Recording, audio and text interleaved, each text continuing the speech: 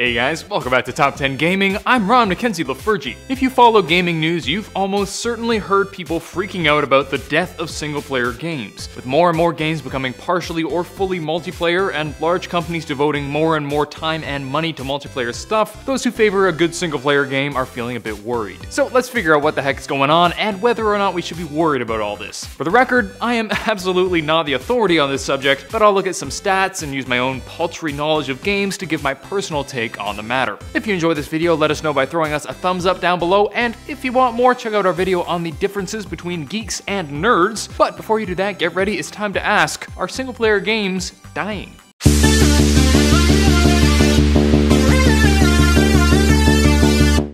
This might seem like a pretty subjective question, and I suppose it is. A lot of this comes down to what kind of game you prefer. If you enjoy single-player games, you're likely to defend them and probably won't think they're dying, whether or not sales are dropping. On the other hand, if you hate single-player games and all you play is Fortnite, you're probably more likely to say, yeah, nobody cares about single-player games anymore.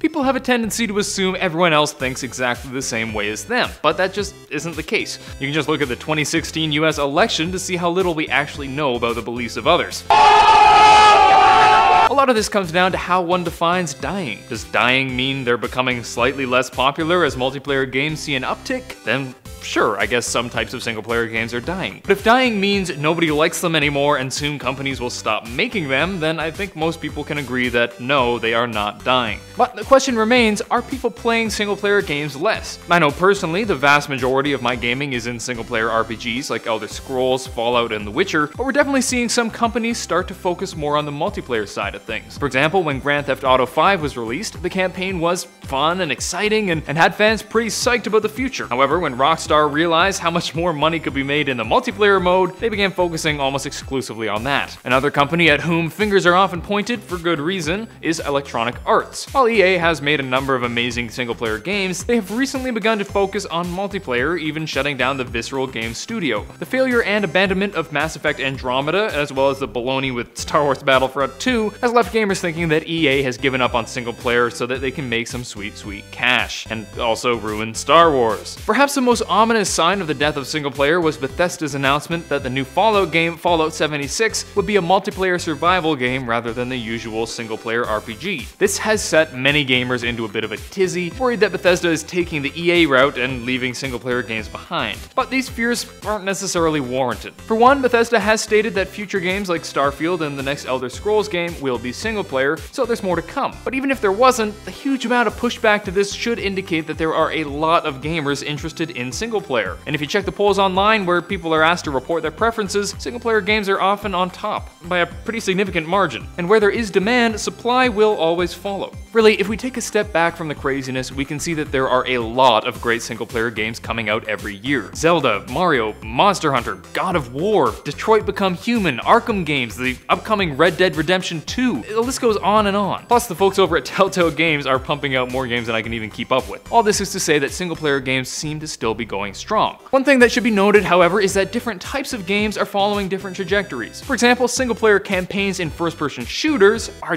definitely losing popularity, and that's somewhat understandable. But given the choice between shooting computer opponents and shooting human ones, many gamers find it more fun to try to defeat other humans. Case in point, the release of Call of Duty Black Ops 4 without a story mode had people more than a little worried. However, this wasn't some arbitrary decision. Turns out that if you look at the stats, people just don't really play the Call of Duty campaigns. Even with the most played story in the series, Call of Duty 3, only 25.67% of players finished the campaign, with over 25% not even completing basic training. Again, that's the most played campaign in the series, with others only 5 or 10% of people finish the campaign. Now, it's true that the lack of single player would hurt the 5 to 25% of players who do play the campaign, but it's understandable that a company wouldn't want to sink a bunch of money into an aspect of the game that less than a quarter of players would actually see. That said, this doesn't necessarily mean that we'll lose all single-player games. It just points to the idea that people go to shooter games more for the multiplayer aspect than the campaign aspect. Does this point to an underlying issue in society that young people nowadays lack the patience patience to see a campaign through to the end?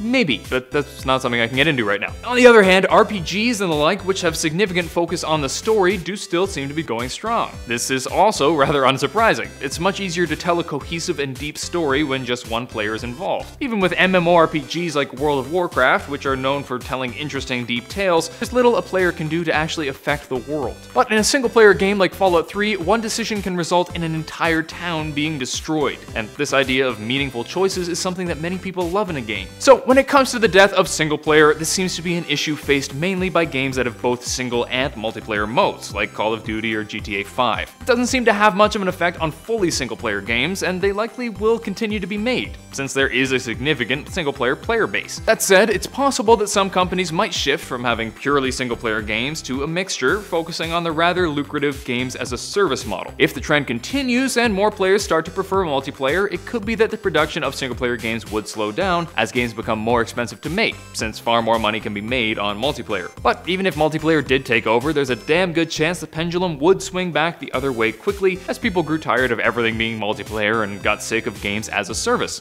So maybe it's true that some types of single-player games aren't quite as popular as they once were. But does that mean they're dying?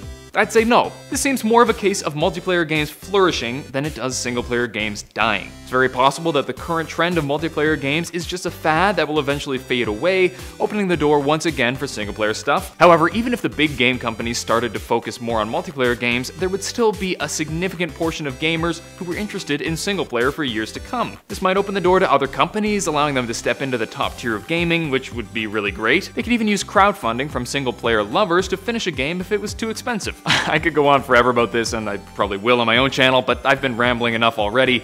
One final thought on all this though, maybe it wouldn't be so bad if single player started slowing down eventually. I know, it sounds terrible, and as an avid single player gamer, I cringe just thinking about it, but as technology improves, it could be that the negatives of multiplayer, such as connectivity issues and world building, will slowly be removed. Many games will reach a point where even the most stubborn single player lover will accept that games are better with other people. Of course, there will always be a place for pure single player games if you just want to relax, but with the internet bringing everyone closer together and technology making it easier and easier to implement, it could be that we'll soon be in a place similar to Ready Player One, and frankly, I'd take that over Skyrim any day. But again, as far as I can tell, single player games are here to stay, at least for the foreseeable future. And if they do disappear, it will only be because nobody wants them anymore, since multiplayer has just become way better, and if we do somehow reach a point where nobody wants single player, then it would probably be okay for single player to go away. But not yet.